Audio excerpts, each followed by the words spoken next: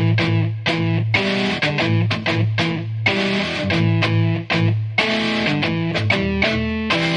Students, so last lecture में मैंने आपको डायमेंशंस के ऊपर कुछ होमवर्क दिया था based on the first use that is to check the correctness of given physical equation. तो उस पर आई होप सब लोगों ने किया है होमवर्क, तो एक बार चेक करते हैं अपन। फर्स्ट इक्वेशन मैंने आपको दिया था काइनेमेटिकल इक्वेशंस का, v square is equal to u square plus 2 into a s. तो बेसिक्स से जाते हैं अपन।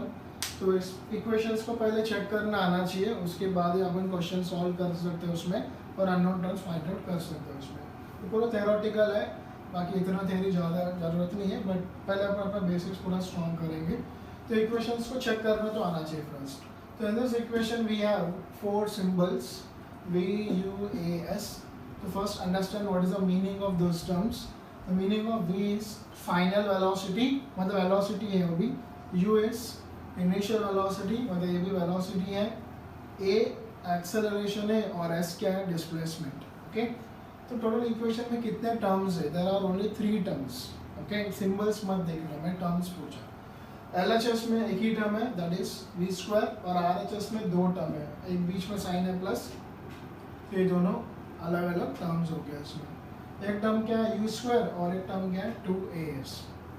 पहले अपन चेक करते हैं कि जो फॉर्मूला मैंने लिखा है वो डायमेंशनली करेक्ट है कि नहीं। उसके बाद उस पर क्वेश्चन अपन कैसे बना सकते हैं मैं आपको बता दूँगा। ओके, तो फर्स्ट LHS में लिखेंगे, LHS v स्क्वायर है, तो v वेलोसिटी है ना, वेलोसिटी का फॉर्मूला क्या है, डिस्प्लेसमेंट अपॉन टाइम।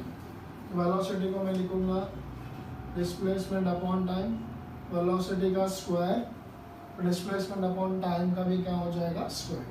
तो this d square by T square, d square by T square. तो डायमेंशंस क्या होगा, डिस्प्लेसमेंट का स्क्वायर, तो इसके डायमेंशंस होंगे L2 m0 t minus 2, L2 m0 t minus 2।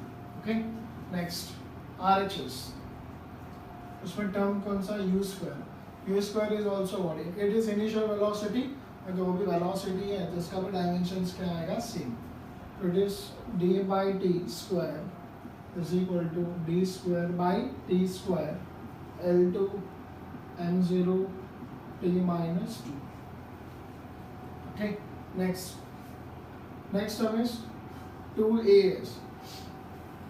A is acceleration, s is displacement. What is 2? It is a number. Number means what? It is a constant. Constant term का unit नहीं होता और dimensions भी नहीं होता, so don't consider 2. Okay, constant term जो numbers है, it is a pure number जो कभी भी चेंज नहीं होगा। तो constant terms do not have any unit और एनी डायमेंशंस। सारे कांस्टेंट टर्म्स का ऐसा नहीं है, कांस्टेंट में 2 टाइप्स के कांस्टेंट्स होते हैं। वन इज ऐसा कुछ कांस्टेंट टर्म्स है जिसका कुछ यूनिट नहीं होता है, और ऐसा कुछ कांस्टेंट टर्म्स है जिसका कुछ यूनिट होता है।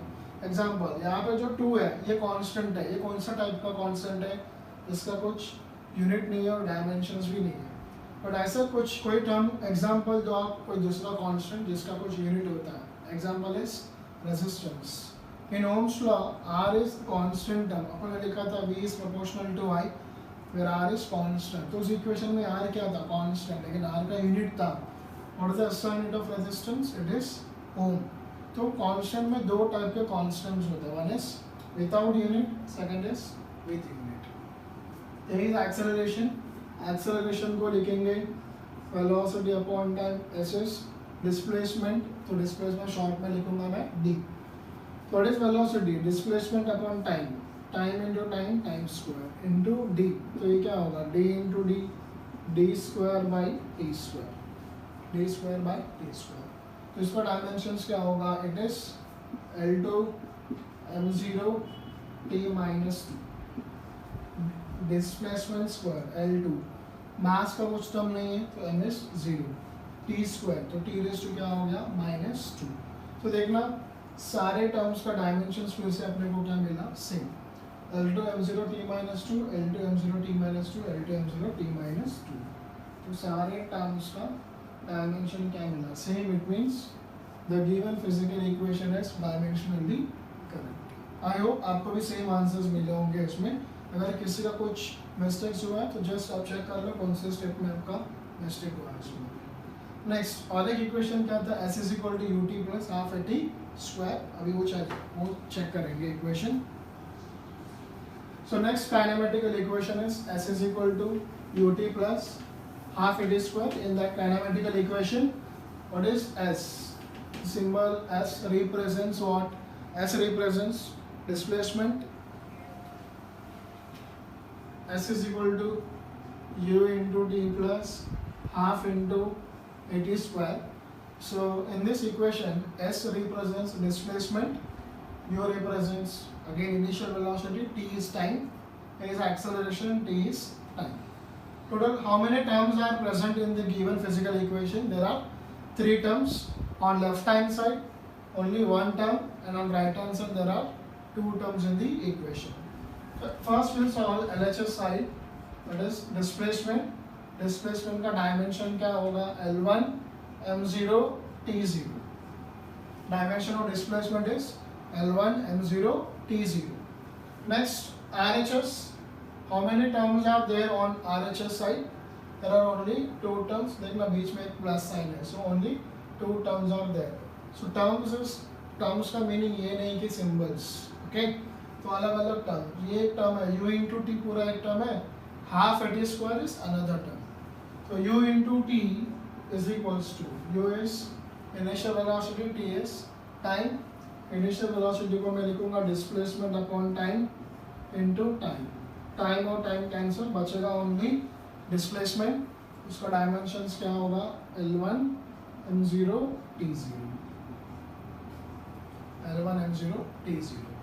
Next term is half at square. So again here there is a number 1 by 2, and in the last example I have explained about the constant terms. 1 by 2 कौन सा टर्म है? It is a constant जिसका कुछ unit और dimensions नहीं होता है, okay? तो 1 by 2 को अपन क्या करेंगे? We neglect 1 by 2 term. बचा कौन सा अभी? at square. What is a? It is acceleration. T is what? Time. तो acceleration का फॉर्मूला क्या है? It is velocity upon time into t square. तो एक टाइम का टर्म कैंसिल, बचेगा v into t. What is velocity? Velocity is displacement upon time. तो इसको मैं लिखूंगा displacement upon time into time. t और t क्या होगा? कैंसिल, तो बचेगा फिर से क्या? डिस्प्लेसमेंट. डिस्प्लेसमेंट का डायमेंशंस क्या होगा? L1 m0 t0. तो यहाँ पे देखना इसका डायमेंशंस क्या मिला? L1 m0 t0, L1 m0 t0, L1 m0 t0. तो सबके डायमेंशंस क्या मिला? Same. Dimension is same. It means the given physical equation is dimensionally correct. So this is how we check the given physical equation using dimensions. Now अभी इसके ऊपर questions कैसे आएंगे आपको? Okay, आपको solve करना आना चाहिए वो. So एग्जाम में, कॉम्पिटिटिव एग्जाम में आपको ऐसा प्रूफ करने के लिए नहीं आएगा तेरी क्वेश्चंस, ये अपने बोर्ड्स में आता है उसमें, बट कॉम्पिटिटिव में क्वेश्चन में कैसे आएगा? For example in the same question s is equal to u t plus half a t square, अगर मैं यहाँ पे u के जगह पे टर्म लूँगा constant k. Okay, so the question is in the given equation s is equal to kt plus half a t square, which is dimensionally correct. Question में दिया कि एक फॉर्मूला राइट है और उसमें जो टर्म k है ना उसको आइडेंटिफाई करो. Identify the term k in the given physical equation which is dimensionally correct. So question is identify k. Okay, options आपको दिया है mass, okay, time, length and velocity. आपको दिया वेलोसिटी, तो इसमें से कौन सा टर्म है जो के रिप्रेजेंट कर रहा है उसमें? ऐसे आपको क्वेश्चन आएंगे. इसमें तो एक ही अननोन लिया है, ऐसे एक इक्वेशन में और एक अननोन भी ले सकते हो. यहाँ पे भी हाफ ए टी स्क्वायर में एक ही जगह पे अपन कुछ और कांस्टेंट लिख सकते हो, उसमें अल्फा बीटा वो भी फाइंड आउट कर सकते हो उसमें. तो मेथड इज सेम, कोई भी दो टर्म्स का डायमेंशंस को इक्वेट करो, उससे आपको ऑटोमेटिकली वैल्यू आ जाएगा उसमें. तो the equation is dimensionally correct by principle of homogeneity. सारे टर्म्स का डायमेंशंस क्या होना चाहिए? सेम. सो फर्स्ट क्या करेंगे अपन? डायमेंशंस डिस्प्लेसमेंट का मैं लिखूंगा L1 m0 t0. ओके। फिर k इंटू टी का डायमेंशंस क्या होगा, k तो यहाँ पे dimension of t is L0 M0 and T1। अगर इक्वेशन डायमेंशनली करेक्ट है तो दोनों टर्म्स का डायमेंशंस क्या होना चाहिए, same. So by principle of homogeneity L1 M0 T0 is equal to k into L0 M0 T1, L0 M0 T1। तो k is equal to L1 M0 T0 upon L0 M0 T1। This is L raised to 1 minus 0 1, M raised to 0 minus 0 0 and T raised to 0 minus 1, 0 minus 1 is minus 2। This तो k का dimensions आ गया, it is L1 M0 T minus 1। L1 M0 T1 is L length is 1, मतलब unit क्या आएगा, metre पर। T minus 1 मतलब नीचे क्या आएगा, सेकेंड, इट इज मीटर पर सेकेंड रहेगा उस टर्म का SI यूनिट। तो मीटर पर सेकेंड ये किसका SI यूनिट है, देख रहे हैं यहाँ पे। मास का यूनिट क्या होता है, किलोग्राम। टाइम का यूनिट क्या होता है, सेकेंड। लेंथ का यूनिट क्या होता है, मीटर। और वेलोसिटी का यूनिट क्या होता है, मीटर पर सेकेंड। सो मीटर पर second is SI unit for the term velocity. So it means option D is correct, and the unknown term k, it should be equals to what, velocity. So using the dimension, that is the principle of homogeneity, we can identify the unknown term in the given physical equation if the given equation is dimensionally correct. तो इसका first use है dimensions का, dimension analysis का। तो ऐसा एक dimensions को use करके अलग अलग टर्म्स को अपन फाइंड आउट कर सकते हैं उसमें। तो आई होप सबको समझ में आया होगा। तो ऐसे में बहुत सारे क्वेश्चंस बना सकते हैं, आपको फॉर्मूला पता होना चाहिए और सारे का टर्म्स का डायमेंशंस निकालना आना चाहिए आपको। Okay, thank you.